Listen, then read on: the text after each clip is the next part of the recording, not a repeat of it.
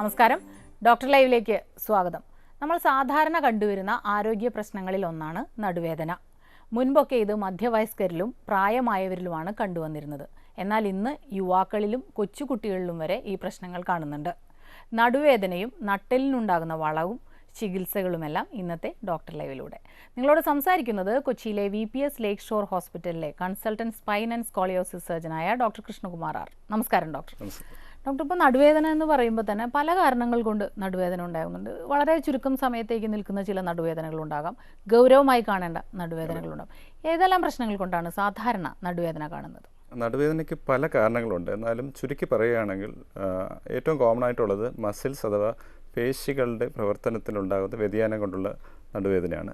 പിന്നെ ഉള്ളത് നമ്മുടെ ഡിസ്ക് ഹെർണിയേഷൻ, IVDP, ഡിസ്ക് തള്ളൽ എന്ന് പറയുന്ന ഡിസ്ക് റിലേറ്റഡ് പ്രോബ്ലംസ് കൊണ്ടുള്ളത്. പിന്നെ ഉള്ളത് പ്രായാധിക്യം വരുമ്പോൾ അസ്ഥിയുടെ ബലം കുറയുന്ന ഓസ്റ്റിയോപൊറോസിസ് റിലേറ്റഡ് ഉണ്ട്. പിന്നെ കൂടാതെ അണുബാധ, ഫ്രാക്ചേഴ്സ്, നട്ടലിൻ്റെ കണ്ണി അകൽച്ച, പിന്നെ കൂടാതെ ഒരു മെയിൻ ഇപ്പോഴുള്ള ഒരു റീസൺ എന്ന് വെച്ചാൽ ക്യാൻസർ റിലേറ്റഡ് ബാക്ക് പെയിൻ. ഇത്രയൊക്കെയാണ് പൊതുവെ കണ്ടുവരുന്ന നടുവേദനകൾ. ഇപ്പോൾ ഡോക്ടർ ആദ്യം പറഞ്ഞത് മസിൽ റിലേറ്റഡ് ആയിട്ടുള്ള പ്രശ്നങ്ങൾ. എന്തെല്ലാം പ്രശ്നങ്ങളാണ് അതുകൊണ്ട് ഉണ്ടാകുന്നത്? മസിൽ റിലേറ്റഡ് പെയിൻ അല്ലെങ്കിൽ ബാക്ക് പെയിൻ വരിക എന്ന് പറഞ്ഞാൽ ഇപ്പോൾ നമ്മുടെ സമൂഹത്തിലുള്ള ഒരു മെയിൻ ഇഷ്യൂ, നമ്മളിപ്പോൾ പണ്ടത്തെ കാലത്തെ അത്ര എക്സസൈസ് ഇല്ല. പിന്നെ നമ്മൾ ഒരുപാട് കമ്പ്യൂട്ടർ, മൊബൈൽ ഫോൺസ് എന്നിവ ഉപയോഗിക്കുന്നുണ്ട്. അപ്പോൾ അതിൻ്റെ ഒരുപാട് സമയത്തെ ഉപയോഗം കാരണവും കഴുത്തിൻ്റെ പൊസിഷൻ കിടന്നുകൊണ്ട് നോക്കുക, ചരിഞ്ഞുകൊണ്ട് നോക്കുക, ഒരു സൈഡ് ചരിഞ്ഞ് കിടന്ന് നോക്കുക. അതിന് ടെക്സ്റ്റ് നെക്ക് എന്ന് പറയും. കഴുത്ത് ഒരുപാട് ഫ്രണ്ടിലോട്ട് തള്ളിയിരിക്കുന്നതുകൊണ്ട് പേശികൾക്ക് ഒരുപാട് സ്ട്രെയിൻ ഉണ്ടാകുന്നുണ്ട്. അതുപോലെ തന്നെ കമ്പ്യൂട്ടർ സ്ക്രീനിൽ തന്നെ ഒരുപാട് സമയം കറക്റ്റ് പൊസിഷനിലല്ല നമ്മുടെ കമ്പ്യൂട്ടർ സ്ക്രീൻ, അല്ലെങ്കിൽ ഇരിക്കുന്ന ചെയറിൻ്റെ ഹൈറ്റും ടേബിൾ ഹൈറ്റും ഒന്നും കറക്റ്റ് അല്ല എന്നുണ്ടെങ്കിൽ നമുക്ക് കഴുത്തിന് വേദന വരാം, ബാക്ക് പെയിൻ എല്ലാം വരാം. പിന്നെ കൂടാതെ നമ്മുടെ പോസ്റ്റർ റിലേറ്റഡ്, ഇതെല്ലാം പോസ്റ്റർ റിലേറ്റഡ് ആണെങ്കിൽ പോലും നമ്മൾ ചെയ്യുന്ന ജോലി, ചിലപ്പോൾ നിങ്ങളുടെ ജോലിയുടെ പ്രത്യേകത കൊണ്ടോ അല്ലെങ്കിൽ ആ ജോലി സ്ഥലത്തെ പ്രത്യേകതകൾ കൊണ്ടോ ഓരോ ജോലിയും വ്യത്യസ്തമുണ്ട്. അപ്പോൾ മസിൽസിനുണ്ടാകുന്ന വ്യതിയാനം, ചിലർക്ക് ഒരുപാട് സമയം നിന്ന് ജോലി ചെയ്യേണ്ടി വരും, രാവിലെ മുതൽ സെക്യൂരിറ്റി, ടെക്സ്റ്റൈൽസ് അങ്ങനെയുള്ളത്. ചിലർക്ക് ഒരുപാട് സമയം ഇരുന്ന് ജോലി ചെയ്യേണ്ടി വരും. അപ്പോൾ മസിൽസിൻ്റെ പ്രവർത്തനത്തെ അത് ബാധിക്കും. പിന്നെ തെറ്റായ രീതിയിൽ വെയിറ്റ് ലിഫ്റ്റിംഗ് ഒക്കെ ചെയ്യുമ്പോൾ മസിൽ സ്ട്രെയിൻ, നമ്മളതിന് ഉളുക്ക് എന്നൊക്കെ പൊതുവേ പറയാറുണ്ട്. മസിൽ സ്ട്രെയിനും സ്പ്രെയിനുമാണ് മസിൽ റിലേറ്റഡ് ആയിട്ടുള്ള ബാക്ക് പെയിൻ. ഡോക്ടർ, നമ്മുടെ ഒരു കോളർ ഉണ്ട്. ഹലോ. ഹലോ, നമസ്കാരം. ഡോക്ടറോട് സംസാരിച്ചോളൂ. ഓക്കെ, പറഞ്ഞോളൂ സാറേ. ഇത് ഡോക്ടറെ, ഞാനൊരു 4 വർഷം മുമ്പ് നടുവേദന വന്നിട്ട് ഒന്ന് ആയുർവേദ ചികിത്സ ചെയ്തതാണ്. ഇപ്പോഴാണെങ്കിൽ ഇപ്പൊ ഒരു ഓട്ടോറിക്ഷ ഡ്രൈവറാണ് ഞാൻ. എത്ര വയസ്സായി? എനിക്കിപ്പോ 42. ഹലോ, പറഞ്ഞോളൂ. ഇരുന്നിട്ട് എണ്ണിക്കുമ്പോഴൊക്കെ ഭയങ്കര നടുവേദനയാണ്. അപ്പോൾ ഈ ഒരു വിഷയം, ഓട്ടോറിക്ഷ ഡ്രൈവറാണ് അദ്ദേഹം. അത് നമ്മുടെ റോഡിൻ്റെ അവസ്ഥ വെച്ച് നോക്കുമ്പോൾ ഓട്ടോറിക്ഷയുടെ പൊസിഷനും വെച്ച് നോക്കുമ്പോൾ ഒരുപാട് ജേർക്സ്, ഒരുപാട് കുഴികളിലൂടെ വരുന്നത് കൊണ്ടും അവരുടെ ബാക്ക് സീറ്റ് ആക്ച്വലി വളരെ സപ്പോർട്ട് കിട്ടാത്ത ഒരു രീതിയിലാണ് ഓട്ടോറിക്ഷയുടെ സീറ്റുള്ളത്. അപ്പോൾ അവർ കുറച്ച് കുനിഞ്ഞിരുന്നിട്ട് വല്ലാത്തൊരു പൊസിഷനിൽ സ്ട്രെയിൻ ചെയ്തുകൊണ്ടാണ് ഓടിക്കുന്നത്. അപ്പോൾ ഒരു പൊസിഷനിൽ ഇരുന്നിട്ട് അവർ ഇറങ്ങുമ്പോൾ ആ മസിൽസിൻ്റെ പ്രവർത്തനത്തിൽ ഒരുപാട് ചേഞ്ചസ് വരും, ഉണ്ടായ വലിച്ചിൽ. അതുകൊണ്ട് തന്നെ അവർക്ക് വരാം. പിന്നെ കൂടാതെ വേറെ എന്തെങ്കിലും ബുദ്ധിമുട്ടുണ്ടോ എന്ന് അറിയുന്നതിനായിട്ട് ഒരു എക്സ്റേ പരിശോധന ചെയ്യുന്നത് നല്ലതായിരിക്കും. ഓക്കെ. ഇതിൻ്റെ മറ്റൊരു പ്രശ്നം, ഈ നടുവേദന സാധാരണ ചെറിയ വേദനയാണെന്ന് കരുതി നമ്മൾ സാരമാക്കാതെ ചിലർക്ക് 2 ദിവസമൊക്കെ കഴിയുമ്പോൾ മാറുകയും ചെയ്യും. നമ്മളിത് എങ്ങനെയാണ് ഇതൊരു ഗൗരവമായിട്ട് എടുക്കേണ്ട നടുവേദനയാണെന്ന് ലക്ഷണം? വളരെ ഇമ്പോർട്ടൻ്റ് ആയിട്ടുള്ളൊരു ക്വസ്റ്റ്യൻ ആണ്. സാധാരണ ഞാൻ ഈ പറഞ്ഞ ചെറിയ മസിൽ ഉളുക്ക്, ചതവൊക്കെ റെസ്റ്റ് എടുക്കുമ്പോൾ 1, 2 അല്ലെങ്കിൽ 3, 4 ദിവസം കഴിയുമ്പോൾ അങ്ങ് മാറും. പക്ഷേ പൊതുവെ പറയുകയാണെങ്കിൽ 1 മാസത്തിൽ കൂടുതൽ അല്ലെങ്കിൽ 1.5 മാസത്തിൽ കൂടുതലുള്ള വേദനയാണെന്നുണ്ടെങ്കിൽ ഒരു ഡോക്ടറെ സമീപിച്ച് ഡോക്ടർ പരിശോധിച്ച് ആവശ്യമെങ്കിൽ ടെസ്റ്റുകൾ ചെയ്തതിന് ശേഷം ഒരു രോഗമുണ്ടോ ഇല്ലയോ, മസിൽ സ്പ്രെയിൻ മാത്രമാണോ എന്ന് നിർണ്ണയിക്കേണ്ടത് അത്യാവശ്യമാണ്. അപ്പോൾ ചിലരിത് കുറച്ച് നാൾ കൊണ്ട് നടക്കും. പക്ഷേ അത് ചിലപ്പോൾ ഈ പറഞ്ഞ പോലെ ക്യാൻസർ റിലേറ്റഡ് ആവാം, അണുബാധയാവാം, അങ്ങനെ മറ്റ് പല കോസുകൾ കൊണ്ട് വരാം. അപ്പോൾ അതുകൊണ്ട് ഒരു വിദഗ്ധ ഡോക്ടറെ സമീപിക്കുന്നത് എന്തുകൊണ്ടും നല്ലതാണ്. മറ്റൊരു കാര്യം ഡോക്ടർ, ഇപ്പോൾ അണുബാധ കൊണ്ട് നടുവേദന എന്ന് പറയുമ്പോൾ നമ്മൾ അത്ര അങ്ങോട്ട് ചിന്തിക്കില്ല അങ്ങനെ ഒരു പ്രശ്നം വരാൻ സാധ്യതയുണ്ടെന്ന്. ഏതെല്ലാം തരത്തിലുള്ള അണുബാധ കൊണ്ടാണ് നടുവേദന ഉണ്ടാകാൻ സാധ്യത?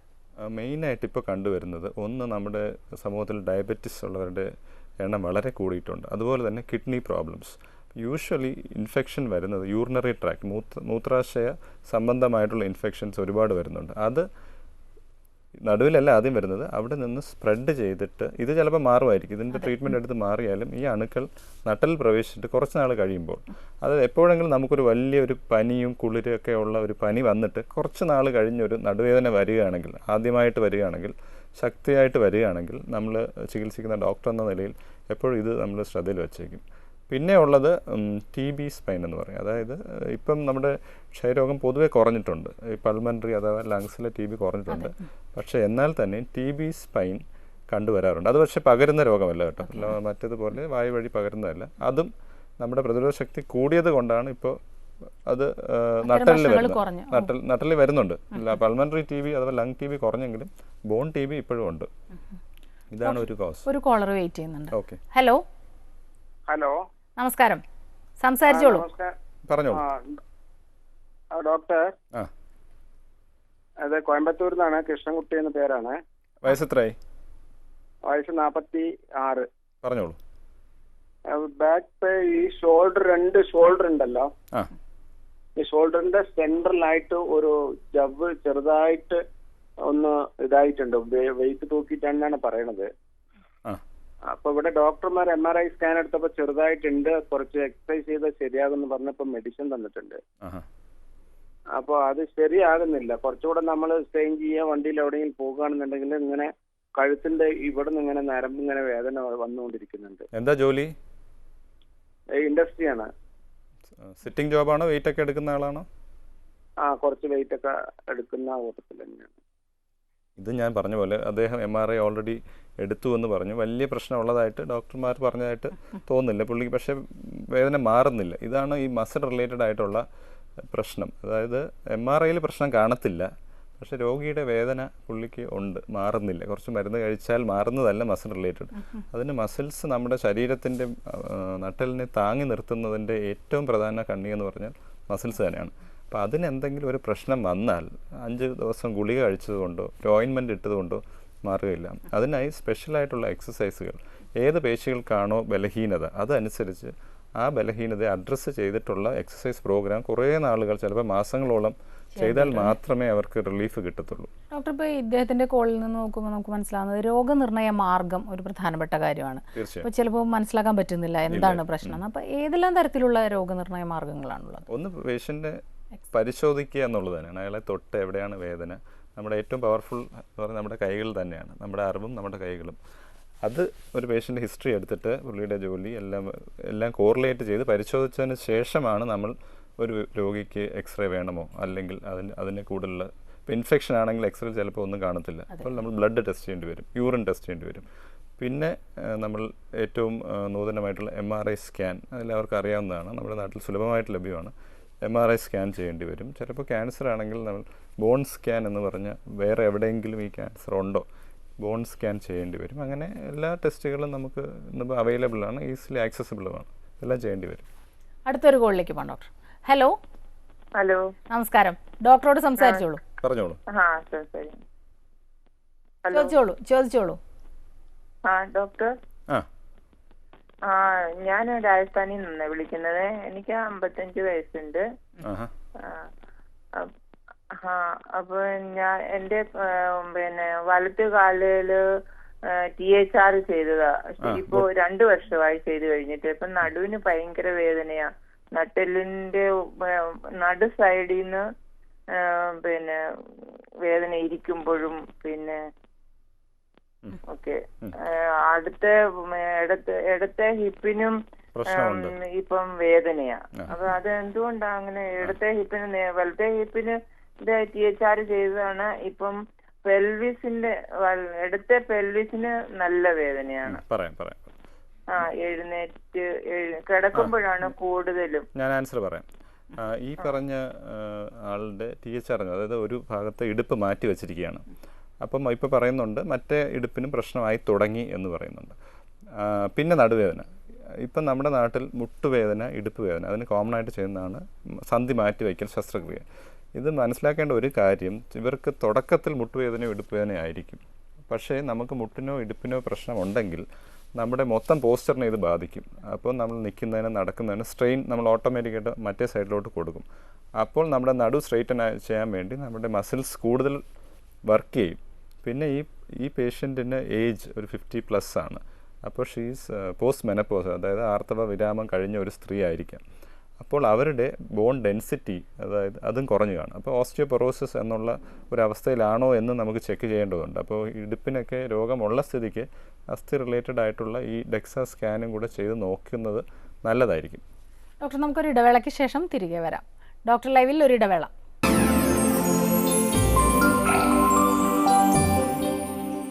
ഡോക്ടർ ലൈവ് തുടരുന്നു. ഡോക്ടർ, നമ്മുടെ ഒരു കോളർ വെയിറ്റ് ചെയ്യുന്നുണ്ട്. ഹലോ ഹലോ, ഞാൻ ചാവക്കടന്നാണ് വിളിക്കുന്നത്. ഡോക്ടറോട് സംസാരിച്ചോളൂ. Hello doctor. ഹലോ, പറഞ്ഞോളൂ. എനിക്ക് 40 വയസ്സുണ്ട്. എനിക്ക് നടുവേദനയാണ്, പിന്നെ കാലിന്റെ ഉപ്പിന്റെ അവിടെ ഇടയ്ക്ക് വേദന വരും. നല്ല വേദനയാണ്, നടുവേദന. കുറച്ചേരം ഇരുന്നാല് അപ്പൊ വേദന വരും. ഇതൊക്കെയാണ് പ്രശ്നങ്ങൾ. കേട്ടിടത്തോളം 40 വയസ്സേ ഉള്ളൂ. ചെറിയൊരു നടുവേദന ഉണ്ട്. ജോലി ചെയ്യുമ്പോൾ നടുവേദന വരുന്നുണ്ട്. ഉപ്പൂറ്റി വേദനയുണ്ട്. ചോദ്യത്തിൽ നിന്ന് വ്യക്തമല്ല ഈ നടുവിൽ നിന്ന് വേദന കാലിലോട്ട് ഇറങ്ങുകയാണോ അതോ കാലിൽ പ്രത്യേകമായിട്ടുള്ള വേദനയാണോ എന്ന് വ്യക്തമല്ല. എന്നാൽ തന്നെ കുറച്ച് നീരൊക്കെ അങ്ങനെ നിൽക്കുന്നുണ്ട് കാലിന്റെ അവിടെ. പിന്നെ നടുവേദന ഉണ്ട്. ഞാൻ തെറാപ്പിസ്റ്റിനെയും കാണിച്ചിരുന്നു. മനസ്സിലായി. അപ്പോൾ അത് കുറച്ച് ദിവസം അതുപോലെ ഇങ്ങനെ നടുവിന്റെ അവിടെ ഇങ്ങനെ ഉഴിച്ചിൽ ഇതൊക്കെ ഉണ്ടായിരുന്നു. അതൊക്കെ ഭേദമായി കുറച്ച് ദിവസം. പിന്നെ വീണ്ടും ഇങ്ങനെ കുറച്ച് നേരം ഇങ്ങനെ നമ്മൾ നടക്കുമ്പോൾ പിന്നെ കുറെ നേരം ഇരുന്നാല് ഒക്കെ ഇങ്ങനെ നടുവേദന. മനസ്സിലായി. ഇത് കൂടുതലും കേട്ടിട്ട് ഒരു ഡിസ്ക് ജന്യമായിട്ടുള്ള വേദനയായിട്ടാണ് തോന്നുന്നത്. നട്ടലിൻ്റെ ഡിസ്കിൽ നിന്നുണ്ടാകുന്ന പ്രശ്നം കൊണ്ട് കാലിലോട്ട് ഇറങ്ങുന്ന ഒരു വേദനയുടെ വകഭേദമായിട്ടാണ് ഈ ചോദ്യത്തിൽ നിന്ന് മനസ്സിലായത്. നമ്മുടെ നട്ടലിൻ്റെ മോഡലാണിത്. നമ്മുടെ നടുവിൻ്റെ കശേരുക്കൾക്കിടയിലുള്ള ഒരു ഷോക്ക് അബ്സോർവർ പോലെയാണ് ഡിസ്ക് എന്ന് പറയുന്നത്. അപ്പോൾ പ്രായാധിക്യം കൊണ്ടോ അല്ലെങ്കിൽ തന്നെയോ 20-25 വയസ്സ് കഴിഞ്ഞാൽ എപ്പോൾ വേണോ ഡിസ്ക് തള്ളാം. അപ്പോൾ ഡിസ്ക് തള്ളുമ്പോൾ കാലിലോട്ട് പോകുന്ന ഞരമ്പുകളിലോട്ട് അവിടെ ഒരു നീർക്കെട്ടുണ്ടാവുകയും തന്മൂലം നമ്മുടെ ബാക്ക് തൊട്ട് ബട്ടക്സ് ഏരിയ തൊട്ട് കാലിൻ്റെ ഉപ്പൂറ്റി വരെ തള്ളവിരൽ വരെ എവിടെ വേണോ വേദന നമുക്ക് ഉണ്ടാകാനുള്ള സാധ്യതയുണ്ട്. ഇത് കൂടുതലും നമുക്ക് നിൽക്കുമ്പോഴോ ഇരിക്കുമ്പോഴാണ് പ്രശ്നമുണ്ടാകുന്നത്. ഇത് കുറച്ച് പ്രായമുള്ളവരിലും സ്പൈനൽ സ്റ്റിനോസിസ് എന്നൊരു കണ്ടീഷൻ വരും. അതായത് നട്ടിൽ ഈ സുഷുമ്ന നാഡി പോകുന്ന ഭാഗത്ത് ഒരു കനാൽ പോലുള്ള സാധനം ചുരുങ്ങിപ്പോകുന്നു. അപ്പോൾ ഞരമ്പിന് പോകാനുള്ള സ്പേസ് കിട്ടുന്നില്ല. അപ്പോൾ അവർക്ക് പണ്ടത്തെ പോലെ നടക്കാൻ വയ്യ. ഇപ്പോൾ 2 കിലോമീറ്റർ നടന്നുകൊണ്ടിരുന്ന ഒരാൾക്ക് ഇപ്പോൾ പറയും എനിക്ക് 1/2 കിലോമീറ്റർ നടക്കുമ്പോൾ കാല് പെരുപ്പ് വേദന കഴപ്പ് വരുന്നു. പിന്നെ കൂടാതെ അടുക്കളയിൽ നിന്ന് ജോലി ചെയ്യുന്ന സ്ത്രീകൾക്ക് അവർ കുറച്ച് സമയം നിൽക്കുമ്പോൾ വേദനയും കാല് പെരുപ്പും വരും. അപ്പോൾ ഈ 2 കണ്ടീഷൻ കൂടുതൽ ഡിസ്ക് ജന്യ രോഗങ്ങളുടെ ലക്ഷണമായിട്ടാണ് കണ്ടുവരുന്നത്. അടുത്തൊരു കോളിലേക്ക് പോകാം ഡോക്ടർ. ഹലോ ഹലോ, ചോദിച്ചോളൂ ഡോക്ടറോട്. ഞാൻ 63 വയസ്സുള്ള ഒരാളാണ്. എനിക്ക് കാലിന് വേദനയാണ്. ഇടത്ത് വശത്ത് കാലിന് ഞരമ്പ് പോകുന്ന വഴിക്ക് ഞരമ്പ് വലിച്ചിലും വേദനയാണ്. അതിപ്പോൾ ഞാൻ പറഞ്ഞ ലക്ഷണങ്ങളെല്ലാം ഉള്ള ഒരു സ്ത്രീയാണ്. അതായത് 60 വയസ്സ് കഴിഞ്ഞു. നിൽക്കുമ്പോൾ ബുദ്ധിമുട്ടുണ്ടോ? നിൽക്കുമ്പോൾ ബുദ്ധിമുട്ടുണ്ടോ? നടക്കാൻ ബുദ്ധിമുട്ടുണ്ടോ? നിൽക്കുമ്പോഴും അതെ, നടക്കുമ്പോൾ ഭയങ്കര വലിച്ചിലാണ്. ഇറങ്ങാൻ മേല. കയറുന്നതിന് അധികം ബുദ്ധിമുട്ടില്ല, പക്ഷെ ഇറക്കം ഒട്ടും ഇറങ്ങാൻ വയ്യ. അതെ. ഇത് ഞാൻ ഈ പറഞ്ഞ ലംബാർ കനാൽ സ്റ്റിനോസിസ് എന്ന് പറയുന്നത്, അതായത് നമ്മുടെ സുഷുമ്ന പോകുന്ന ഒരു കനാൽ, ഒരു പൈപ്പിനകത്ത് അഴുക്ക് കയറിയാൽ നമ്മുടെ വെള്ളത്തിൻ്റെ ഫ്ലോ കുറയുന്നത് പോലെയുള്ള ഒരു അവസ്ഥയാണ്. ചുരുക്കത്തിൽ പറഞ്ഞാൽ ഇതിൻ്റെ ഉദാഹരണമായി പറയാൻ പറ്റുന്നത്. അപ്പോൾ ഞരമ്പിന് പോകാനുള്ള സ്ഥലം അവിടെ ഇല്ല. അപ്പോൾ എപ്പോൾ നമുക്ക് കൂടുതൽ സ്ട്രെയിൻ വരുന്നു, അതായത് നിൽക്കുക, നടക്കുക, ഇറങ്ങുക, സ്റ്റെപ്പ് ഇറങ്ങുക, ഈ പൊസിഷനൊക്കെ വരുമ്പോൾ ആ ഞരമ്പിന് സ്പേസ് ഇല്ലാത്തത് കൊണ്ട് അത് നമുക്ക് കാലിൻ്റെ തരിപ്പായിട്ടോ കഴപ്പായിട്ടോ ഓരോരുത്തർ ഓരോ രീതിയിൽ പറയും. അപ്പോൾ അങ്ങനെയുള്ളവർക്ക് കുനിഞ്ഞിരിക്കുമ്പോൾ കുറച്ച് ആശ്വാസം വരാറുണ്ട്. അവർ നടു കുനിയുമ്പോൾ, അതായത് സൈക്കിൾ ചവിട്ടുക, ട്രെഡ്മിൽ ചെയ്യുക, അങ്ങനെ ചെയ്യുമ്പോൾ അവിടുത്തെ വ്യാസം, അതായത് ഞരമ്പ് പോകാനുള്ള ആ ഒരു സ്പേസ് കുറച്ച് കൂടുന്നുണ്ട്. അങ്ങനെ നിൽക്കുമ്പോൾ അവർക്ക് കുറച്ച് ആശ്വാസം തോന്നും. അപ്പം കുറച്ച് നാൾ നമ്മൾ ശ്രദ്ധിക്കുമ്പോൾ മനസ്സിലാവും അവർ പണ്ടത്തെ പോലെ അല്ല നിൽക്കുന്നത്. അവർ കുറച്ചിങ്ങനെ കൂനി നടക്കുന്നു. അപ്പോൾ ആൾക്കാർ ചോദിക്കുക എന്താ കൂനി നടക്കുന്നത്? അത് ഓട്ടോമാറ്റിക്കായിട്ട് ബോഡിക്ക് ഉണ്ടാകുന്ന ഒരു പ്രക്രിയയാണ്. ഇതിന് ചികിത്സയുണ്ട്. MRI എടുത്താൽ നമുക്ക് അറിയാൻ പറ്റും ഏതൊക്കെ ലെവലിലാണ്, എത്ര ലെവലിലാണ് ഈ പ്രശ്നമുള്ളത്. അപ്പോൾ ചിലർക്ക് മരുന്ന് മതിയാവും, പക്ഷേ അതിൽ കൂടിയ കാര്യങ്ങൾ ചിലപ്പോൾ ചെയ്യേണ്ടി വന്നേക്കാം. ഡോക്ടർ, ഇപ്പോൾ സ്പൈനിനോട് ചേർന്ന് തന്നെ സ്കോളിയോസിസ് എന്നൊരു വാക്കും കേൾക്കുന്നുണ്ട്. നമ്മൾ മുൻപൊന്നും ഇത്ര സാധാരണമല്ലാത്തൊരു പദമാണിത്. എന്താണ് സ്കോളിയോസിസ്? ഈ പർട്ടിക്കുലർ സംഭവം, അതായത് സ്കോളിയോസ് എന്നുള്ളത് വർഷങ്ങളായിട്ടുള്ളത് തന്നെയാണ്. പക്ഷേ ഒരുപക്ഷെ ആൾക്കാർ കേട്ട് വരുന്നത് ഈ ഇടയ്ക്കായിരിക്കും. എസ്പെഷ്യലി നമ്മുടെ 2 വർഷം മുമ്പ് നടന്ന civil service examination, Indian IAS എക്സാമിനേഷന് ഫസ്റ്റ് റാങ്ക് കിട്ടിയ ഡൽഹി സ്വദേശിനിക്ക് സ്കോളിയോസിസ് ഉണ്ടായിരുന്നു എന്ന് വലിയൊരു വാർത്ത നമ്മൾ ശ്രദ്ധിച്ചിരുന്നു. സ്കോളിയോസിസ് എന്ന് പറഞ്ഞാൽ നട്ടലിനുണ്ടാകുന്ന ഒരു വശത്തേക്കുള്ള വളവാണ്. നമ്മൾ നോർമലി നിൽക്കുമ്പോൾ നമ്മുടെ ഷോൾഡർ സ്ട്രെയിറ്റ് ആണ്, നമ്മുടെ ഹിപ്സ് സ്ട്രെയിറ്റ് ആണ്, ബാക്ക് നല്ല ഷേപ്പ് ഉള്ളതാണ്. പക്ഷേ സ്കോളിയോസ് വരുമ്പോൾ നട്ടൽ ഒരു ഭാഗത്തേക്ക് വളയാൻ തുടങ്ങുമ്പോൾ നമ്മുടെ ഷോൾഡർ ഡിപ്പ് ചെയ്യാൻ തുടങ്ങും. അതുപോലെ നട്ടലിൻ്റെ വാരിയെല്ല് തള്ളാൻ തുടങ്ങും. കൂനെന്ന് പറയും. കുനിയുമ്പോൾ അല്ലെങ്കിൽ ഇരിക്കുമ്പോൾ വലിയൊരു ബൾജ് കാണും. നമ്മൾ കുഞ്ഞിക്കൂനൻ സിനിമയിലൊക്കെ കാണുന്നത് ഒരു എക്സ്ട്രീം ഫോം ഓഫ് സ്കോളിയോസ് ആണ്. അപ്പോൾ ആദ്യം ഇത് വരുന്നത് ഒരു കോസ്മെറ്റിക് ഇഷ്യൂ ആയിട്ടായിരിക്കും. യൂഷ്വലി നമ്മുടെ നാട്ടിൽ കണ്ടുവരുന്നത് കൗമാരപ്രായക്കാരിലുണ്ടാകുന്ന അഡോളസെൻ്റ് ഇഡിയോപ്പതിക് സ്കോളിയോസ്. ഇഡിയോപ്പതിക് എന്ന് പറഞ്ഞാൽ കാരണം അറിയില്ല, എന്തുകൊണ്ട് ഇവർക്ക് വരുന്നു എന്നുള്ളതിൻ്റെ എക്സാക്ട് റീസൺ നമുക്ക് ഇപ്പോഴും അറിയില്ല. അവർ കൗമാര ദശയിലോട്ട്, അതായത് എസ്പെഷ്യലി ഗേൾസിലാണ് അവർ ഈ ആർത്തവം മെൻസസ് തുടങ്ങാൻ പോകുന്ന ആ ഒരു പീരീഡിലാണ് ഇത് വീട്ടുകാരെ ശ്രദ്ധിക്കുന്നത്. 7ാം ക്ലാസ്സിലോ 8ാം ക്ലാസ്സിലോ ഉള്ള കുട്ടികളായിരിക്കും. അപ്പോൾ ഇത് കണ്ടു കഴിയുമ്പോൾ ഫാമിലിയിൽ മൊത്തം ഒരു ടെൻഷനും ആകപ്പാടെ ഒരു വിഷമവും ഒക്കെ കണ്ടുവരാറുണ്ട്. പക്ഷേ ഇതിന് വ്യക്തമായ ചികിത്സ നമുക്ക് നിലവിലുണ്ട്. ഡോക്ടർ, ഇത് തുടക്കത്തിൽ ഇങ്ങനെ ഒരു ലക്ഷണം കണ്ട് പിന്നീട് അത് കൂടി വരുന്നുണ്ടോ? ഈ ബോൺ ഗ്രോത്ത് അനുസരിച്ച് ഇത് കൂടാം. അപ്പോൾ ഇങ്ങനെയുള്ള കുട്ടികളെ എക്സ്റേ എടുത്തിട്ട് ഒരു വിദഗ്ധ സ്പൈൻ സർജൻ്റെ ഒരു സ്പെഷ്യലിസ്റ്റിൻ്റെ കീഴിൽ പീരിയോഡിക്കലായി എവറി 6 months എല്ലാ 6 മാസം കൂടുമ്പോൾ എക്സ്റേ എടുത്ത് നമുക്ക് അവരുടെ രോഗത്തിൻ്റെ പ്രോഗ്രസ് നിർണ്ണയിക്കേണ്ടതായിട്ടുണ്ട്. ഡോക്ടർ, നമുക്ക് മറ്റൊരു ഇടവേളയ്ക്ക് ശേഷം തിരികെ വരാം. ഡോക്ടർ ലൈവിൽ ഒരു ഇടവേള കൂടി.